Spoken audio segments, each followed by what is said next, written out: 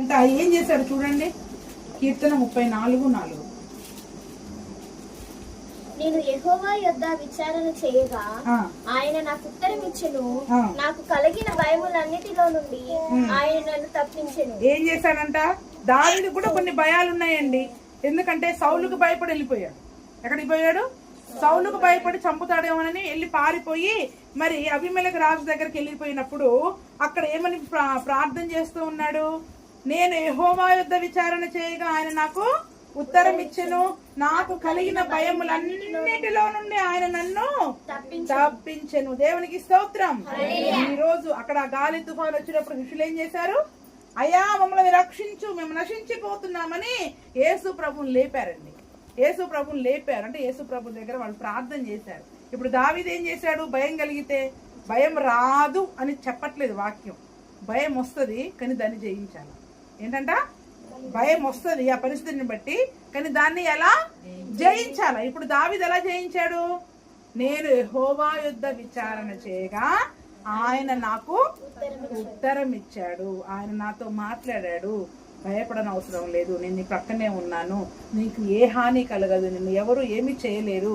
ఎంతమంది దుష్టులు నీ మీదకి వచ్చినా, 1000 మంది నీ పక్కన పడిపోయినా, 10,000 మంది నీ పక్కన పడిపోయినా అపాయం నీ దగ్గరికి రాదు. ఏది నీకెంత మాత్రము హాని చేయదు అని దేవుడే తనకి ఉత్తరం ఇచ్చాడు. ఏ ఏ భయాలైతే ఉన్నాయో, బాబు ఇటువైపు నుండి శత్రువు వస్తున్నాడు, ఇటువైపు నుండి సమస్య వస్తుంది, అటువైపు నుండి సమస్య వస్తుంది, చుట్టూ సమస్యలే అని ఎన్ని భయాలున్నాయో అన్ని భయాల నుండి దేవుడే ఏం చేశాడంటే దావీదుని. కాబట్టి ఈరోజు ఒకవేళ భయం వస్తే దావీదును భయము నుండి విడిపించిన దేవా, నన్ను నాలో ఉన్న భయాల నుండి చూడ నాకు విడుదల దయచేయి. కలలను బట్టి భయపడొద్దు, పరిస్థితులను బట్టి భయపడొద్దు. మన కుటుంబ పరిస్థితులు కొన్నిసార్లు బలహీన దశలోకి వెళ్ళిపోయినా, అనారోగ్య పరిస్థితులు బలహీన దశలోకి వెళ్ళిపోయినా దేన్ని గురించి కూడా మరి మనము భయపడకుండా ఉండాలి. ఎందుకంటే భయము అల్ప విశ్వాసానికి సూచన. దేనికి సూచన? అల్ప విశ్వాసానికి సూచన. మనం ఎన్ని సంవత్సరాలు భక్తి కలిగి ఉన్నామన్నది కాదు, అసలు ఈ లక్షణాలు మనలో ఉన్నాయా లేదా అని మనల్ని మనము పరీక్షించుకోవాలి. కాబట్టి భయము అల్ప విశ్వాసానికి సూచన. అల్ప విశ్వాసం మనల్ని ఏం చేస్తుంది? విశ్వాస భ్రష్టులనుగా చేస్తుంది, విశ్వాస పరీక్షలో నెగ్గకుండా చేస్తుంది. కాబట్టి మరి ఈ భయము అనే లక్షణము అల్ప విశ్వాసానికి సూచన. ప్రభువైన యేసుక్రీస్తు సన్నిధిలో విచారణ చేసి, ప్రార్థన చేసి, మొరపెట్టి దాని నుండి మరి మనము విడుదల పొందే వారముగా ఉండే కృపను ప్రభువైన యేసుక్రీస్తు మనకు దయచేయునుగాక. ఇంకొక మాట చదువుకుందాం.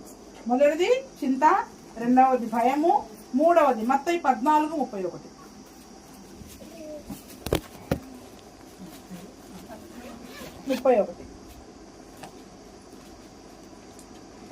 వెంటనే యేసు చెయ్యి చాపి అతన్ని పట్టుకొని, అల్ప విశ్వాసి ఎందుకు సందేహపడితివని అతనితో చెప్పాను. అంతేనా? చదువు. కూడా వారు దోణ ఎక్కినప్పుడు గాలి అణిగెను.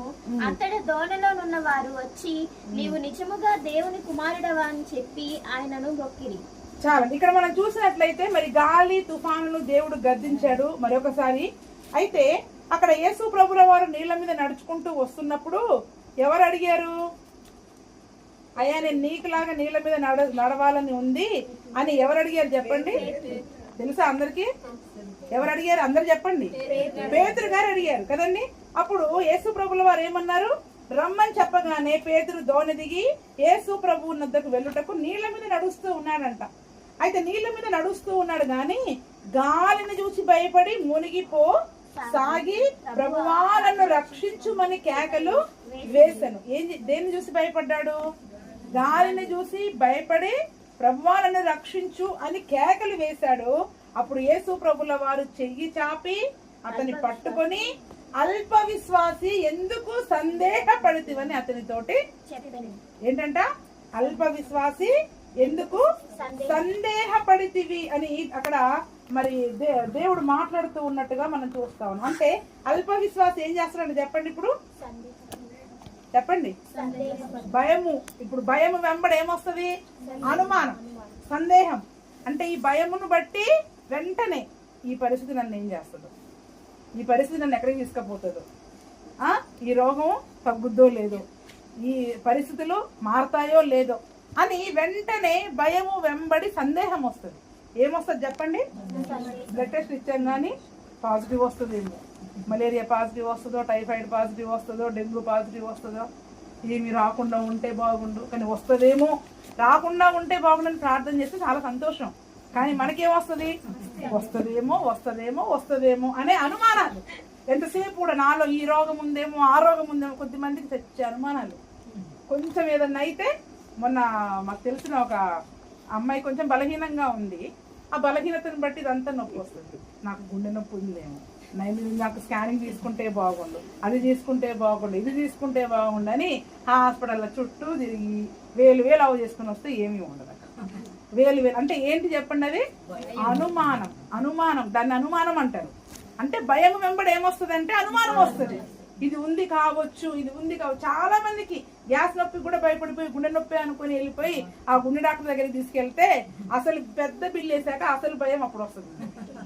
ఇంత పెద్ద బిల్లు వేసాక అసలు, ఎందుకంటే స్కానింగ్ అని, ఎక్స్రే అని, రక్త పరీక్షలని అన్నీ చేసి మళ్ళీ 1000-2000 మందులు రాసి మన తృప్తి కొరకు ఎప్పుడు చల్లబడతాం? ఓ 5000-10,000 ఆడ అవ చేసుకున్నాక అప్పుడు కానీ మన భయాలు పోవు, అనుమానాలు పోవు. అంటే చూడండి, భయం వెంబడి అనుమానం వచ్చేస్తుంది.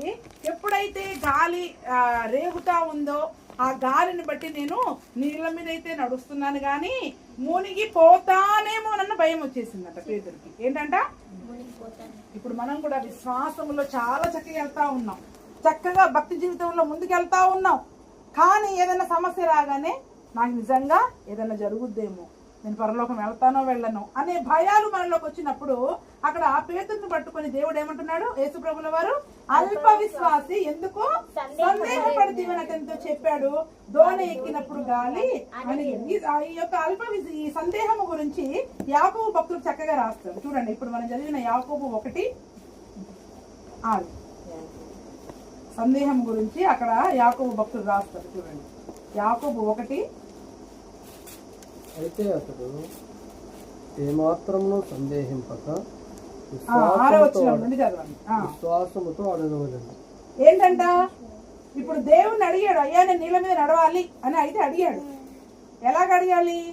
సందేహము లేకుండా విశ్వాసంతో అడగాలి. యేసు ప్రభు నడిచాడు కాబట్టి నేను నడిచే శక్తి ఆయన నాకు ఇస్తాడు. ఎవరు రమ్మన్నారు నీళ్ళ మీద? నడుచుకుంటే ఎవరు రమ్మన్నారు? యేసయ్య రమ్మంటే వెళ్ళాడా? ఈయనే వెళ్ళాడా? ఆయన రమ్మంటే వెళ్ళాడు కాబట్టి నడిచే శక్తి ఎవరు ఇస్తారు? ఇప్పుడు ఆయన ఇస్తాడు. ఇప్పుడు యేసయ్య మనందరి పాపాల కొరకు సిలువలో అపవాది తలను చితగ్గొట్టాడు, మన పాపాల నుండి విమోచించాడు. ఇప్పుడు అపవాది మనల్ని ఏమి చేయలేదు, ఆయన రక్తంలో మనం కడగబడ్డాము. అన్ని చక్కగా మన వాక్యాన్ని ధ్యానించుకుంటున్నాం. ఏది మనల్ని ఏమీ చేయలేదు, మన దగ్గరికి రాదని. కానీ ఎన్ని అనుమానాలు చెప్పండి? ఏదన్నా జరిగితే ఇది అపవాదే చేశాడు, ఇది వాడే చేశాడు, ఇది వీడే చేశాడు, ఎన్నో అనుమానాలు. కానీ దేవుడు మనకి తోడుగా ఉన్నంత వరకు, దేవుడు మనల్ని నడిపిస్తూ ఉన్నంత వరకు మనకి ఏమీ కాదు. అందుకని దేవుణ్ణి అడిగేవాడు ఎలా అడగాలంట? సందేహింపక విశ్వాసముతో అడగాల. ఈ సందేహించేవాడు ఎవరంట చదవండి. గాలి చేత రేపబడి ఎగిరిపడు సముద్ర తరంగమును పోలి ఉండేది. ఈ సందేహం ఎటువంటిదంటే, ఈ గాలి వచ్చినప్పుడు ఒక సముద్రం అలా ఇలాగొచ్చి అలాగ వెనక్కి వెళ్ళిపోతుంది, చూసారా? అటువంటిదేనంట. అంటే వాడి భక్తి, వాడి విశ్వాసం ఎట్లుంటది? అలా కనపడుతుంది, అంత ఉన్నతంగా కనపడుతుంది. అబ్బా, ఎంత భక్తి, ఎంత విశ్వాసము, ఎంత చక్కగా ప్రార్థన చేసేవాళ్ళు, ఎంత చక్కగా పాటలు పాడేవాళ్ళు. కానీ కొన్ని రోజులు కాగానే వాళ్ళు ఎక్కడికి వెళ్ళిపోద్ది? మళ్ళీ ఆ గాలితో పాటు వెళ్ళిపోద్ది. అలాగొచ్చి అలాగ వెనక్కి వెళ్ళిపోద్ది. వాడు కూడా విశ్వాసంలో అలాగే వెనక్కి వెళ్ళిపోద్ది. వారు కూడా విశ్వాసంలో, అందుకే ఏదో పాటలు పాడితే భక్తి, పాటలు పాడితే అంటే భక్తి, ప్రార్థన బాగా చేస్తే భక్తి, ఇది కాదండి. మన విశ్వాస సంబంధమైన క్రియలు ఎలా ఉన్నాయో దేవుడు చూడాలా. ఎందుకంటే క్రియలు లేని విశ్వాసమే వృతం అన్నట్టున్నాడు దేవుడు కదా. కాబట్టి మన క్రియలలో అల్ప విశ్వాసం కనపడుతుందా? నువ్వు చేసే పనులను దేవుడు చూస్తాడు. మన భక్తి కాదు, మన ప్రార్థన కాదు, మన యొక్క ఏది దేనిని కూడా చూడడు. ఎంత చక్కటి పాటలు పాడే కృప ఉంది, ప్రార్థన చేసే కృప ఉంది, ఆ కృప ఉంది, ఈ కృప ఉంది, మందిరంలో పరిచర్య చేసే కృప ఉంది, ఇవన్నీ దేవుడు చూడడు. నీ విశ్వాస సంబంధమైన క్రియలు ఎలాగున్నాయి? నువ్వు సందేహంతో దేవుని దగ్గరకు వస్తున్నావా? అనుమానముతో బ్రతుకుతున్నావా? ప్రార్థన చేసి కూడా దేవుణ్ణి అనుమానంతో ఉన్నట్లయితే వాడి యొక్క జీవితము గాలి చేత రేపబడి ఎగిరిపడే సముద్ర తరంగాన్ని పోలి ఉంటదంట. అటువంటి వాడు ఎవడంట? చదవండి ఇంకా. అట్టి మనుష్యుడు ద్విమనస్కుడు అంట. అంటే రెండు రకాల మనసులు కదా. ఇక్కడేమో భక్తి అనే మనసు ఉంటది, అక్కడేమో అనుమానం అనే మనసు ఉంటది. రెండు రకాల మనసులు ఉండొద్దండి. ఉంటే ఒకటే మనసు ఉండాలి. దేవుని మనసును కలిగి మనము ఉండాల. నువ్వు నిజంగా విశ్వాసం ఉంటే అనుమానం ఉండదు. నిజంగా నీలో విశ్వాసం ఉంటే భయం ఉండదు. నిజంగా విశ్వాసం ఉంటే సందేహము, ఏమన్నా అవుతుందేమో, బాగైతానో లేదో, పరిస్థితులు సరి అవుతాయో లేదో అన్న సందేహం ఉండకూడదు. ఇంకా మనకి ఉండకూడదు. కానీ ఈ సందేహపడేవాడంట రెండు రకాల మనసులంట. బయటికి మాత్రం బాగా చెప్తారు మాటలు, కానీ లోపల మాత్రం అన్ని అనుమానాలు, పుట్టడు అనుమానాలు లోపల. బయటికి మాత్రం ఏం కాదు, నేను బానే ఉన్నాను అన్నట్టుగా మాట్లాడతాం, కానీ లోపల మాత్రం ఎన్నో అనుమానాలు. అందుకని ఇతడు ద్విమనస్కుడై సమస్త మార్గముల యందు అస్థిరుడు కనుక. ఎవరంట? అస్థిరమైన మనసు కలిగిన వాళ్ళు. స్థిరమైన మనసు కలిగిన వాడు కాదు కనుక ప్రభు వలన తనకేమైనా దొరుకునని అసలు అనుకోకూడదు. అంటే ఎందుకు వస్తాడంట వీడు? దేవుడు నన్ను ఏదైనా మేలు చేస్తాడేమో, దేవుడు నాకు ఏదైనా సహాయం చేస్తాడేమో, దేవుడు నాకు ఏదైనా మేలు చేస్తాడేమో అనే మనస్సు కొరకే, ఆ సహాయం కొరకే దేవుని దగ్గరకు వస్తున్నాడు. ఇతడు ద్విమనస్కుడు, అస్థిరుడు. అంటే స్థిరమైన మనస్సు ఉండదు. ఈ రోజు ఉన్నాడు, రేపు ఉంటాడో లేదో కూడా తెలవదు. ఈరోజు అలా ఇలాగొచ్చినట్టు భక్తి ముసుగేసుకుని ఇలాగొచ్చేస్తాడు, రేపు ఇక్కడ నిలబడతాడో వెనక్కి వెళ్ళిపోతాడో అలా వెళ్ళిపోయినట్టు తెలవదు. చూడండి, మన సందేహము అనేది మనం కలిగి ఉంటే, అనుమానాలు, దేవుని విషయంలో అనుమానాలు అనేది మరి మనం కలిగి ఉంటే అది అల్ప విశ్వాసంగా, ద్విమనస్సుగా, అస్థిరమైన మనస్సుగా కలిగిన వారినిగా మరి మనల్ని దేవుని ఎదుట ఉంచుతుంది. కాబట్టి అటువంటి సందేహాలు మనలో ఉన్నా కూడా మరి మనము విశ్వాస విషయంలో భ్రష్టులమైపోతాం. ఏమైపోతామంట? విశ్వాస విషయంలో భ్రష్టులమైపోతాం. ఇంకొక మాట చదువుకుందాం త్వరగా. మత్తయి 16:8. ఇప్పుడు వరుసగా వచనాలలో ఎన్నిసార్లు యేసు ప్రభుల వారు అల్ప విశ్వాసం గురించి గర్జించారు. అది ఎరిగి అల్ప విశ్వాసులారా, మన యొద్ద రొట్టెలు లేవని మీరెందుకు ఆలోచించుకొనుచున్నారు? మీరిక్కను గ్రహింపలేదా? 5 రొట్టెలు 5,000 మందికి పంచిపెట్టినప్పుడు ఎన్ని గంపెలు ఎత్తిరో అది అయినను 7 రొట్టెలు 4,000 మందికి పంచిపెట్టినప్పుడు ఎన్ని గంపలు ఎత్తిరో అది అయినను మీకు జ్ఞాపకం లేదా? నేను రొట్టెలను గూర్చి మీతో చెప్పలేదని మీరెందుకు గ్రహింపరు? పరిసయ్యులు సదుకాయులు అనువారి పులిసిన పిండిని గూర్చి జాగ్రత్త పడుడని చెప్పాను. ఇక్కడ చూడండి, అల్ప విశ్వాసకి గుర్తు ఇంకొకటి ఏంటంటే వీళ్ళు ఆలోచించుకుంటున్నారంట. ఏం చేస్తున్నారు? 8వ వచనంలో అల్ప విశ్వాసులారా, రొట్టెలు లేవని మీలో మీరెందుకు ఆలోచించుకుంటున్నారు అంటే ఇక్కడ ఒక సంగతి జరిగింది. అక్కడ పరిసయ్యుల యొక్క పులిసిన పిండి గురించి యేసు ప్రభుల వారు వాక్యం చెప్తా ఉన్నారండి. ఏం చెప్తా ఉన్నారు? సద్దూకయ్యులు పరిసయ్యులు వాళ్ళు పులిసిన పిండి గురించి మీరు జాగ్రత్త పడండి, వాళ్ళు పులిసిన పిండి వంటి వారు, వారి యొక్క స్వభావం మంచిది కాదు అని దేవుడు అక్కడ వాక్యం చెప్తా ఉంటే, పిండి అని దేవుడు చెప్పగానే వీళ్ళకి ఏం గుర్తుకొచ్చాయి? రొట్టెలు. అయ్యా, ఈ రోజు మీటింగ్ కానీ దేవుడు చెప్పాడు కానీ రొట్టెలు తేడం మర్చిపోయావు. నువ్వు తెచ్చావా? భోజనం కొరకు ఎవరైనా రొట్టెలు తెచ్చారా అని అందరు అడుక్కున్నారు ఒకరినొకరు. ఎవ్వరూ రొట్టెలు తీసుకొని రాదు. మరి ఆ రోజు ప్రార్థన కోడిక అయిపోయాక భోజనం ఏంటి? ఎందుకంటే ఎక్కడికి వెళ్ళినా కూడా ఎవరో ఒకరు రొట్టెలు తీసుకొని వస్తారు. సహజంగా పేతురు గారు ఎక్కువ తీసుకొస్తారంట ఇక కూడికకి వచ్చేటప్పుడు. ఎందుకంటే ఆయన కపెర్నహూములో ఉండేవాడు కాబట్టి, వాళ్ళ అత్తగారి కపెర్నహూము కాబట్టి ఎక్కడికి వెళ్ళినా కూడా మరి ఆ పేతురు గారి భార్య వాళ్ళందరూ రొట్టెలు చేసి సహజంగా అందరికి పట్టుకుని వెళ్ళేవాడంట. ఈ శిష్యులకి వీళ్ళకి, ఇంకా దూర ప్రాంతాలు వెళ్ళాలంటే స్త్రీలు కూడా వీరితో కూడా వచ్చి మరి రొట్టెలు చేసేవాళ్ళు. అయితే ఆ రోజు భోజనానికి ఎవరు రొట్టెలు తీసుకొని రాలేదు. యేసయ్య దేని గురించి వాక్యం చెప్పారు? పులిసిన పిండి గురించి వాక్యం చెప్పారు. వాక్యం చెప్పగానే వీళ్ళకేం గుర్తుకొచ్చాయి? పిండి అనగానే అయ్యో పిండి కలిపి పెట్టింది మా ఆవిడ, రొట్టెలు చేసింది కానీ నేను చేయలే అనేది రొట్టెలు గుర్తుకొచ్చి నువ్వు తెచ్చావా రొట్టెలని వాళ్ళల్లో వాళ్ళు ఆలోచించుకోవడం, మాట్లాడుకోవడం మొదలుపెట్టారు.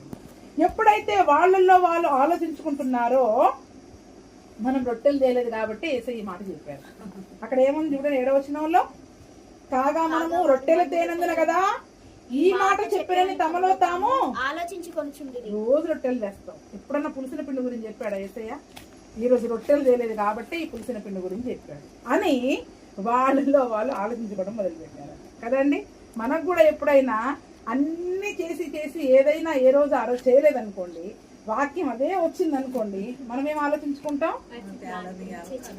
ఇన్నిసార్లు చేశా, ఈ ఒక్కసారికి మౌనంగా ఉండొచ్చుగా అయ్యగారు, ఈ ఒక్కసారికి మౌనంగా ఉండొచ్చుగా, ఇన్ని రోజులు చేస్తానే ఉన్నాను కదా, ఈ రోజు ఏదో మర్చిపోయి చేయలేదు ఆ పని, మర్చిపోయి ఊడవలేదు, మర్చిపోయి అది నీళ్లు పెట్టలేదు, మర్చిపోయి ఏదో చేయలేదు, ఈ ఒక్కసారి మౌనంగా ఉండొచ్చు కదా, ఎందుకు అంత మాట అనాలి అంత మందులో పట్టుకొని అని వాళ్ళలో ఆలోచించుకుంటా ఉన్నారంట. చూడండి, ఈ ఆలోచన అక్కడ దేవుడు ఏం వాక్యం చెప్తున్నాడు, మీరేం ఆలోచించుకుంటున్నారు? అక్కడ దేవుడు ఏం వాక్యం చెప్తున్నాడు, మీరేం ఆలోచించుకుంటున్నారు అంటే, దేవుడు హృదయ రహస్యములను ఎరిగిన దేవుడు కదా. వీళ్ళలో వీళ్ళు ఆలోచించుకుంటూ గుసగుసలు మాట్లాడుకుంటూ ఉంటే దేవుడికి అర్థమైపోయింది. ఎందుకు అల్ప విశ్వాసులారా, మీలో మీరు ఎందుకు మాట్లాడుకుంటున్నారు? నేను రొట్టెల గురించి చెప్పాను అనుకుంటున్నారా? అసలు మన దగ్గర రొట్టెలే లేనప్పుడు 5 రొట్టెలు 2 చేపలు పిల్లోడి దగ్గర ఉన్నప్పుడు ఎంతమందిని తిన్నాం? తర్వాత 7 రొట్టెలు 4,000 మందికి పంచిపెట్టినప్పుడు ఎన్ని రొట్టెలు మిగిలాయి? ఎన్ని రొట్టెలు మనకు మిగిలాయి? అవసరమైతే దేవుడు రొట్టెలు పుట్టించలేడా ఎక్కడి నుంచైనా కూడా? నేను రొట్టెల గురించి కాదు చెప్పింది, సద్దూకయ్యుల గురించి, పులిసిన వారి యొక్క స్వభావం పులిసిన పిండి వంటిదని చెప్పా. వారి గురించి నేను చెప్తాంటే ఎంతసేపు గుమ్మడికాయ దొంగ ఏమంటే భుజాలు గడుముకున్నట్టు, ఆహా నా గురించే చెప్పారు, తేక ఈరోజు రొట్టెలు తేలేదు, నా గురించే దేవుడు చెప్పాడని చెప్పేసి వాళ్ళలో వాళ్ళు ఆలోచించుకోవడం, ఇది అల్ప విశ్వాసానికి సూచన. దేనికి సూచన చెప్పండి? అల్ప విశ్వాసానికి. దేవుడు అక్కడ గద్దించాడా లేదా? అల్ప విశ్వాసులారా, అల్ప విశ్వాసులారా, మీలో మీరెందుకు మాట్లాడుకుంటున్నారు? పులిసిన పిండి గురించి చెబితే మా గురించే చెప్పారు, మా గురించే చెప్పారు, మా గురించే చెప్పారు, మేము చేయలేదు కాబట్టి చెప్తున్నారు, మేము చేయలేదు కాబట్టి మా గురించే చెప్తున్నారు. ఒకవేళ మీ గురించే చెప్తే మీరు చెయ్యండి అట్లా, అంతేగాని మా గురించే చెప్పారు అనే ఆలోచన ఎప్పుడైతే వస్తుందో అది అపవాది మనల్ని పుట్టించి దేవునికి దూరం చేస్తుంది, దేవుని కృపకు దూరం చేస్తుంది, విశ్వాసంలో మనకు వెనక్కి తీసుకెళ్లి అల్ప విశ్వాసులనుగా చేస్తుంది. అక్కడ దేవుడు చెప్పాడు, మీ గురించి కాదమ్మా అల్ప విశ్వాసం అది, అంటే ఫరిసయ్యులు సద్దూకయ్యులు అనే పులిసిన పిండి గురించి జాగ్రత్త పడమని చెప్పాను. ఆ రొట్టెలు, అప్పుడు రొట్టెల పులిసిన పిండిని గురించి కాదు కానీ అసలు ఆ మనుషుల గురించి చెప్పారు అని జాగ్రత్త పడమని చెప్పానని అప్పుడు వాళ్ళు గ్రహించారు. ఈరోజు చూడండి, చాలా సంఘాలలో ఇటువంటి అల్ప విశ్వాసం ఉంటది, చాలా మందిలో ఇదే అల్ప విశ్వాసం ఉంటది. ఈ రోజు నా గురించే చెప్పారు, ఎవరో చెప్పారు అయ్యగారికి, దాని గురించి ఏది చెప్పినా దాన్ని అన్నిటిని ఏం చేసుకుంటారు చెప్పండి? మా కోసమే చెప్పారని ఆలోచన అల్ప విశ్వాసం, అపవాది అది మనలో పుట్టిస్తుంది. కాబట్టి మరి దేని గురించిన ఆలోచనలు మనం కలిగి ఉండొద్దండి. వాక్యం వినగానే ఒకవేళ అది మన హృదయానికి నొప్పి కలిగిందంటే మారు మనస్సు పొందాలి. ఒకవేళ అటువంటి స్వభావం మనలో లేదంటే, అయ్యా అది నాలో రాకుండా నాకు సహాయం చేయని ప్రార్థన చేయాలి, అది రాకుండా నాకు సహాయం చేయమని మనము ప్రార్థించే వారముగా ఉండాలి. చివరిగా ఇంకొక మాట చెప్పి ముగిస్తా. మత్తయి 17:20. అందుకు ఆయన, మీ అల్ప విశ్వాసము చేతని మీకు ఆవగించేంత విశ్వాసం ఉండినేలా ఈ కొండను చూచి ఇక్కడ నుండి అక్కడికి పొమ్మనగానే అది పోవును, మీకు అసాధ్యమైనది ఏదీ ఉండదని నిశ్చయముగా మీతో చెప్పుచున్నానని వారితో అన్నాను. ఇక్కడ చూడండి, ఒక చాంద్ర రోగి, ఒక కుమారుణ్ణి, మూర్ఛ రోగం కలిగిన కుమారుణ్ణి యేసు ప్రభు శిష్యుల దగ్గరికి తీసుకొస్తారండి. ఆ శిష్యులు చాలా మంది దయ్యాలను పోగొట్టారు, చాలా సార్లు స్వస్థతలు చేశారు, అద్భుతాలు చేశారు. అయితే ఈ అబ్బాయిని బాగు చేయలేకపోయారు. అయితే అప్పుడు వాళ్ళు యేసు ప్రభు దగ్గరికి ఆ అబ్బాయిని తీసుకొని వస్తే యేసు ప్రభుల వారు అంటున్నారు, యేసు ప్రభుల వారు ఆ దయ్యాన్ని గద్దించినప్పుడు వెళ్ళిపోయింది, ఆ స్వస్థత పొందాడు. అప్పుడు శిష్యులందరూ కూడా ఏకాంతంగా యేసు ప్రభు దగ్గరికి వచ్చి అడుగుతున్నారంట, యేసయ్య నువ్వు మాకు దయ్యాలపైన రోగాలపైన అధికారం ఇచ్చావు, ఏ ఊర్లోకి వెళ్తే ఆ ఊర్లో దయ్యాలు మమ్మల్ని చూసి పారిపోయినాయి, ప్రార్థన చేస్తే పారిపోయినాయి, కానీ ఇది ఎందుకు పారిపోలేదు, ఇది ఎందుకు మాకు భయపడలేదు, ఇది ఎందుకు మేము వెళ్ళగొట్టలేకపోయాము అని శిష్యులందరూ కూడా యేసు ప్రభువుని అడిగినప్పుడు యేసు ప్రభుల వారు ఏమన్నారంట? అల్ప విశ్వాసము చేతనే మీ అల్ప విశ్వాసము చేతనే. ఈరోజు మనం ఏమనుకుంటాం, చాలా సార్లు మనం ప్రార్థన చేసినప్పుడు మన పరిస్థితులు బాగయ్యాయి, చాలా సార్లు ప్రార్థన చేసినప్పుడు మనకు ఆరోగ్యం బాగైంది, చాలా సార్లు ప్రార్థన చేసినప్పుడు మనము ఒకరికి ప్రార్థన చేసినప్పుడు బాగాయి, మనకి ప్రార్థన చేసుకున్నప్పుడు మన పరిస్థితులన్నీ కూడా సరి అవుతున్నాయి. కానీ కొన్ని కావు.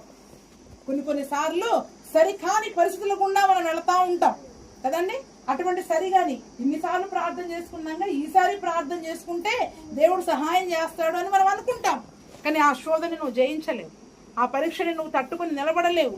కొన్నిసార్లు అది మనకి ఎదురు పడదు, అంటే మనకి ఎదురు తిరిగి మన జీవితంలో మనకి కష్టాన్ని కలిగించినప్పుడు అప్పుడు అది యేసు ప్రభు వల్లనే సాధ్యమవుతుంది కదండి.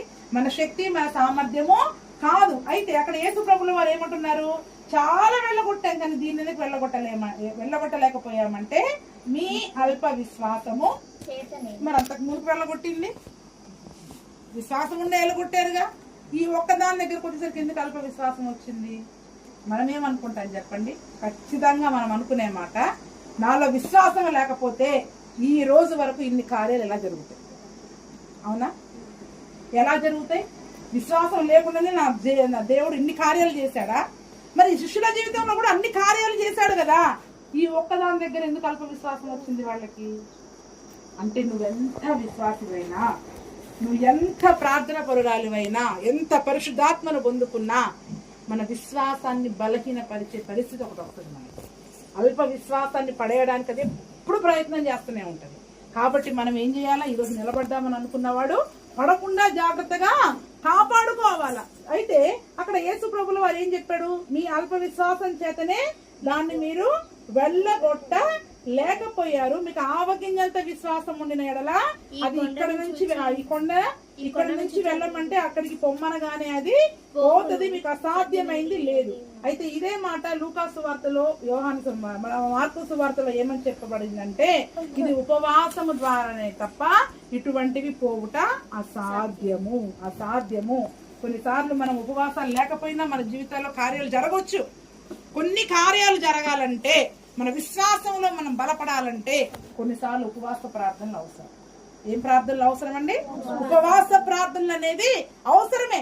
వాళ్ళు ఏమనుకున్నారు, ఏ ఇంట్లోకి పోతే ఆ ఇంట్లో భోజనాలు పెడుతున్నారు, చక్కగా భోజనం చేస్తున్నారు, దయ్యాలు ఎలా కొడుతున్నారు, వస్తున్నారు, అంతా బాగా జరుగుతూ వస్తుంది. ఒక దగ్గరకు వచ్చేసరికి దయ్యాన్ని వెళ్ళగొట్టలేరు. ఎందుకని? విశ్వాసం ఎందుకు తగ్గింది? ఆవగింజంత విశ్వాసం అల్ప విశ్వాసం ఎలా మారిపోయింది? అక్కడ ఉపవాస ప్రార్థన మానేశారు, బిజీ అయిపోయారు సేవా పరిచయం కదండి. మనం కూడా కొన్నిసార్లు చాలా బిజీ అయిపోతాం, ఉపవాస ప్రార్థనలనే మర్చిపోతాం మన జీవితంలో. కాబట్టి మన జీవితంలో ఉపవాస ప్రార్థన అనేది మనం మర్చిపోకూడదు. అది మన విశ్వాసాన్ని వృద్ధి పొందిస్తూ ఉంటుంది. కాబట్టి అక్కడ ఉపవాస ప్రార్థన వాళ్ళు చాలా రోజులుగా చేయలేదు కాబట్టి వారి యొక్క విశ్వాసంలో వాళ్ళు ఏమైపోతున్నారు, వాళ్ళ విశ్వాసం వాళ్ళ మీద వచ్చేసింది. ఇంకా మేము ఏం చేసినా జయించగలము, దేన్నైనా వెళ్ళగొట్టగలము, ఇంకా మాకు ఎదురు లేదు అని వాళ్ళని వాళ్ళు నమ్మడం మొదలు పెట్టేస్తారు. దేవుని పైన విశ్వాసం తగ్గిపోయింది. ఎవరిపైన నమ్మకం మొదలైంది? వాళ్ళ మీద వాళ్ళకి నమ్మకం మొదలైపోయింది. ఈరోజు చాలా మంది సేవకులు అలాగే తయారైపోతున్నారు, విశ్వాసులు అలాగే తయారైపోతున్నారు. కొన్ని కార్యాలు జరగగానే వాళ్ళని వాళ్ళు నమ్ముకోవడం మొదలు పెడుతున్నారు, దేవుని విడిచిపెడుతున్నారు. ఉపవాసము, భక్తి జీవితము వాటిని విడిచిపెట్టడం ద్వారా మీ అల్ప విశ్వాసము చేతనే అద్భుతాన్ని వాళ్ళు చేయలేకపోయారు. ఈ రోజు మన జీవితంలో అద్భుతాలు జరగకపోవడానికి ఏంటి కారణం చెప్పండి? ఆశ్చర్య కార్యాలు, అద్భుతాలు జరగకపోవడానికి కారణం ఏంటంటే మన అల్ప విశ్వాసమే. ఉపవాస ప్రార్థన, భక్తి జీవితము, అల్ప విశ్వాసాన్ని కలిగి ఉండడము, ఇవన్నీ కూడా మన జీవితంలో అద్భుతాలను అరికట్టేస్తున్నాయి. ఆశ్చర్య కార్యాలు, అద్భుత కార్యాలు మన కుటుంబాలలో, మన జీవితాల్లో జరగకుండా నిజానికి జరిగించాలంటే దేవుడు శక్తిమంతుడే. కానీ మనలో ఉన్న అల్ప విశ్వాసాన్ని బట్టి, సరి అయిన ప్రార్థన జీవితం లేకపోవడాన్ని బట్టి, ఉపవాస ప్రార్థన లేకపోవడాన్ని బట్టి ఏం జరిగింది? అక్కడ వారి యొక్క ఆ అద్భుతం అనేది వాళ్ళు జరగకుండా యేసు ప్రభు ద్వారా ఆ కార్యాన్ని అక్కడ దేవుడు జరిగించాడు. చూడండి, ఈరోజు మన జీవితంలో ఆయన ఆశ్చర్య క్రియలు జరిగించేవాడు, ఎన్నో మహా కార్యములను జరిగించే దేవుడు. ఈరోజు మన జీవితంలో నిజంగా మన విశ్వాసాన్ని బట్టి కార్యాలు జరిగితే మన చుట్టూ ఉన్న బంధువులు, మన చుట్టూ ఉన్న ఇరుగు పొరుగు వాళ్ళు ఆయన యందు విశ్వాసం ఉంచరా? కానీ ఆ విశ్వాసం ఉంచనివ్వకుండా మనల్ని అల్ప విశ్వాసులను చేసి యేసు ప్రభు వైపు లోకం తిరగకుండా చేస్తా ఉంది. అంటే ఒక రకంగా సువార్తకి కూడా మనం ఎలాగుంటున్నాం చెప్పండి, అభ్యంతర కారణంగా ఉంటున్నాం. ఆ సువార్త వెదజల్లబడకుండా, మన ద్వారా అద్భుతాలు జరగకుండా మనలో అల్ప విశ్వాసం మనల్ని ఏం చేస్తుంది, ఆటంకంగా ఉంటూ విశ్వాస భ్రష్టులను చేస్తా ఉంది. విశ్వాస భ్రష్టులని మరి అక్కడ చేస్తా ఉంది. అందుకని ఆడ శిష్యులు అడిగారు. ఇక్కడ చూడండి, మత్తయి సువార్త నుంచి ఇన్ని వరుసగా ఎన్నిసార్లు దేవుడు వారిని అల్ప విశ్వాసులారా అల్ప విశ్వాసులారని గద్దిస్తూ వచ్చినప్పుడు ఇంకా లాభం లేదు. ఏమంటే కొంచెం భయపడ్డా యేసయ్య అల్ప విశ్వాసులారా అని తిడుతున్నాడు, కొంచెం చింతించినా అల్ప విశ్వాసులారా అని తిడుతున్నాడు, కొంచెం సందేహపడ్డా అల్ప విశ్వాసులారా అని తిడుతున్నాడు. ఇంకా చింత, భయము, సందేహము, ఇంకోటి ఏంటి, అనుమానం. సందేహం అంటేనే అనుమానము. ఎన్ని చెప్పాను, 5 చెప్పాను. ఇంకొకటి ఏంటంటే అల్ప విశ్వాసము, ఉపవాస ప్రార్థన లేకపోవడము, ఆలోచించడం. ఎంతసేపు మా గురించే చెప్పారు అనే ఆలోచన, భయము, చింత, అనుమానము, ఆలోచన, ఉపవాస ప్రార్థన లేకపోవడం మనలో అల్ప విశ్వాసాన్ని తీసుకొచ్చి విశ్వాసములో భ్రష్టులనుగా చేస్తుంది. చూడండి, మనము ఎప్పటికప్పుడు మన విశ్వాసాన్ని వృద్ధి పొందించుకునే పనిలో ఉండాలి, కానీ విశ్వాసంలో కిందికి దిగజారే పరిస్థితుల్లోకి వెళ్ళిపోకూడదు. అందుకని వేసింది చివరికి తట్టుకోలేక శిష్యులు ఏమన్నారు, అయ్యా ఏం చేసినా అల్ప విశ్వాసాన్ని చేస్తున్నాం, మా విశ్వాసాన్ని వృద్ధి పొందించుకుని దేవుని దగ్గరికి వచ్చారు. ఏమనగారండి, మా విశ్వాసాన్ని వాళ్ళు ఒంటరిగా ఉన్నప్పుడు అంట అందరి ముందు మమ్మల్ని జడతా ఉన్నావు పట్టుకొని, అసలు మా విశ్వాసం ఎట్లా వృద్ధి పొందించుకోవాలో మాకు సహాయం దయచేయి నేర్పించమని అడిగినప్పుడు యేసు ప్రభుల వారు తర్వాత వాళ్ళకి చెప్పారంట. ఏం చెప్పారో నేను తర్వాత చెప్తాను కదండి. అందుకని ఇప్పుడు మనం దేవుని దగ్గర అడగాలి, అయ్యా మా విశ్వాసము అల్ప విశ్వాసముగా మారిపోయి విశ్వాస భ్రష్టులు అవ్వకుండా, సువార్తకి ఆటంకముగా అభ్యంతర కారణముగా మరి మేము ఉండకుండా నాయన మరి నీకు సాక్షులంగా నిలబడినట్లు మా విశ్వాసాన్ని వృద్ధి పొందించండి. విశ్వాసములో అంతకంతకు మేము ఎదగాలి. అందుకనే మీరు విశ్వాసము గలవారై ఉన్నారో లేదో మిమ్మలను మీరు శోధించుకొని చూసుకోండి. అప్పుడప్పుడు మిమ్మల్ని మీరు భయపెట్టుకోండి. అప్పుడప్పుడు మిమ్మల్ని మీరే చింత పెట్టుకొని చింత వచ్చినప్పుడు నేను జయిస్తున్నానా లేదా. మనమే సమస్యలు. కొద్దిమంది ఎవ్వరు కష్టాలు సమస్యలు లేరు, వాళ్ళే సృష్టించుకుంటారు.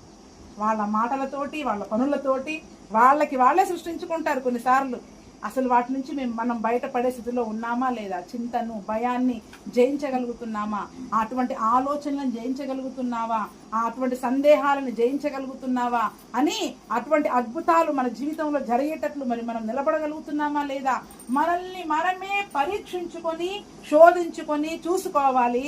నిజంగా అటువంటి విశ్వాసాన్ని కలిగి ఉంటే దేవాది దేవుడైన యేసు ప్రభు నామమునకే మహిమ కలుగును గాక. ఒకవేళ లేనట్టయితే అయా మా విశ్వాసాన్ని వృద్ధి పొందించు, విశ్వాస భ్రష్టులమైపోకూడదు. అయా నాయన గాలికి ఎగిరి పడి వచ్చి వెనకకి మరిలే అలలాగా మేము ఉండకూడదు, అస్థిరమైన వారులముగా మేము ఉండకూడదు, విమనస్కులంగా మరి మేము ఉండకూడదు. అయ్యా నీ రాజ్యమునకు చేరేంత వరకు మా యొక్క విశ్వాసాన్ని వృద్ధి పొందించమని ప్రార్థన చేసుకున్నాం. రండి మోకరించండి అందరం కూడా.